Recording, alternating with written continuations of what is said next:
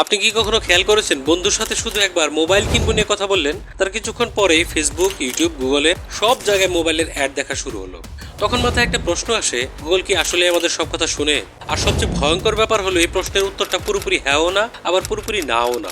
দেখুন, আমরা প্রতিদিন ফোনে কি করি? সার্চ করি, ভিডিও দেখি, লোকেশন অন রাখি, অ্যাপ পারমিশন দিয়ে রাখি, আর বেশিরভাগ মানুষ এগুলো না পড়েই অ্যালাউ চাপ দেয়। এখন এখানে একটা গুরুত্বপূর্ণ বিষয় আছে, গুগল অফিসিয়ালি বলে আর আপনার মাইক্রোফোন সিক্রেটলি শোনে না। মানে আপনার ফোন সবসময় কনভারসেশন রেকর্ড করে গুগলে পাঠাচ্ছে, এমন প্রমাণ এখনো পাওয়া যায়নি। তাহলে অ্যাড এত অ্যাকুরেটলি দেখায় কিভাবে? এখানেই খেলাটা শুরু। ধরুন আপনি আর আপনার বন্ধু একই জায়গায় থাকেন, বন্ধু ল্যাপটপ নিয়ে সার্চ করলো, আপনারা একই ওয়াইফাই ব্যবহার করেন, একই লোকেশনে থাকেন, একই ধরনের ভিডিও দেখেন। গুগলের এআই তখন ধরে নেয়, আচ্ছা এদের ইন্টারেস্ট সম্ভবত একই রকম, আর তারপরই অ্যাডস আসা শুরু হয়। মানে গুগল হয়তো সরাসরি আপনার কথা শুনছে না, কিন্তু আপনার behaviour, location, search history, watch history সব মিলিয়ে আপনাকে আপনার থেকে ভালো বুঝে ফেলেছে।